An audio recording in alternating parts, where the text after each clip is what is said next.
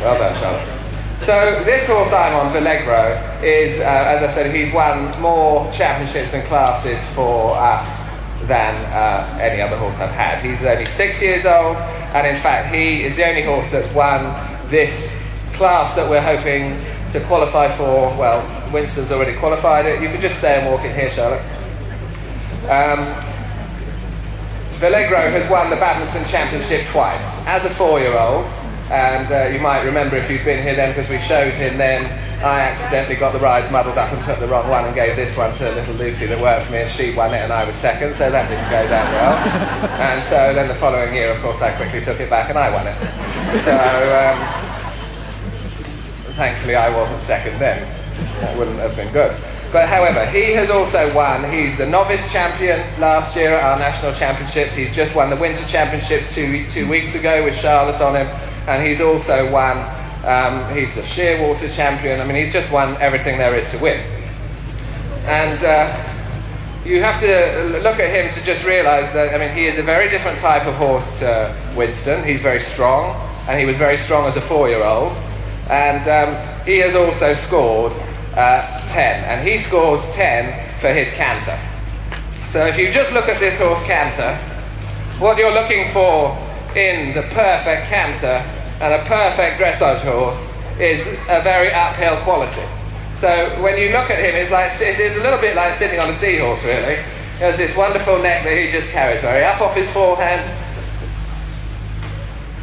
and if you look at his hind leg, it steps really very far underneath him, and he gets a lot of height. So it's not just the fact that this is a good canter. You have to think about what I need to learn to do, what he needs to learn to do in the canter that's going to make this a very special dressage horse. First of all, he has to have the ability to collect, because Grand Prix dressage is very collected. So is he strong enough, and is he active enough that I can bring him on the spot and teach him to be very short, so that he learns to think, got to be this short for me to do a canter pirouette. He's got to be this forward to show extended canter, and then he's got to be able to make these transitions back again, very short again. And all I'm doing here is asking him to walk with the reins, canter with the legs, so his hind legs get quicker, but the front end comes in suspension. Transition forward again. And very much like Winston, you can see every time I ride him forward, he gets a very big high stride. And the judges love that. Again, like I said, to be ground covering. Let's do the same on the right. And when he was, in fact, a very young horse, 4 years old, they did maybe suggest that the problem was that his canter was almost too big. So I had to spend quite a lot of time teaching him to canter very short like this, to show that he had the ability to collect. Oh yeah, not going around the course. But he is, interestingly enough, his breeding on his father's side is Negro, who's by Farrow, and that's very much jumping lines in Holland. So obviously, when you see him canter, you realise he has a jumping canter. Very, you can imagine coming down to a fence. Not me personally, but somebody else maybe.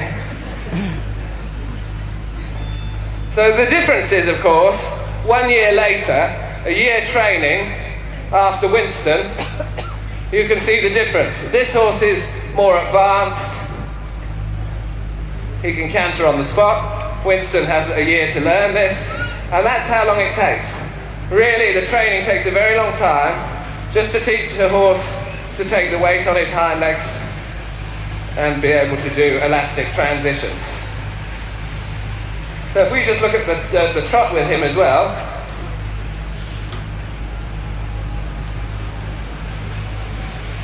he doesn't have the trot that Winston had. Winston's trot is very big and very loose. You can see this horse is very active, very strong behind, and very much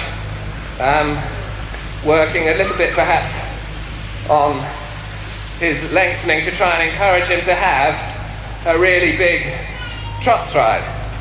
So we spend a lot of time just riding him on and back in the trot as well. So here, just forward. It's not the sort of trot you want to sit on after a coffee, that's for sure. It has to be the first one ridden. And I think you can see, every time I ride him forward, his hind legs, which are the engine for a dressage horse, bend and push him up off the floor. And that's why he's a big winner, because he goes like this in the ring. He's not tense. He shows the same scope in his trot that he does in his canter. And again, whenever he's done something really well or very easy, I can go back to this sort of work, stretching and letting all the pressure off so that he learns to be loose. And I should be able to bend him, straighten him, bend him, straighten him, and try and get the whole of his body athletic. And it's something that's such a powerful horse, is very important. If he didn't do this sort of work you're seeing now, which obviously isn't required in a test, but if he didn't do these easy bending exercises, a little bit sideways, stretch, sideways, stretch, then he'd be a very powerful horse and perhaps a little bit too strong. So you can see not only is this making his body work, but because my reins are now very loose, you can see the softness that he gets in his mouth.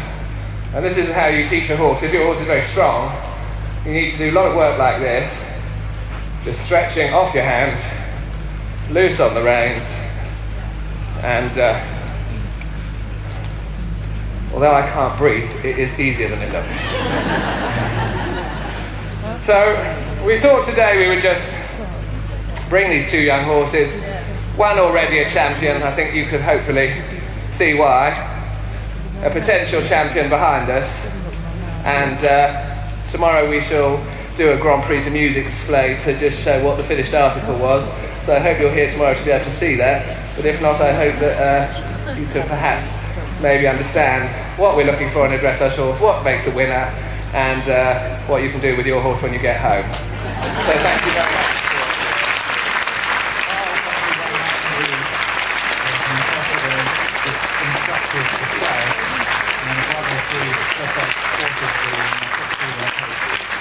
Thank you very much.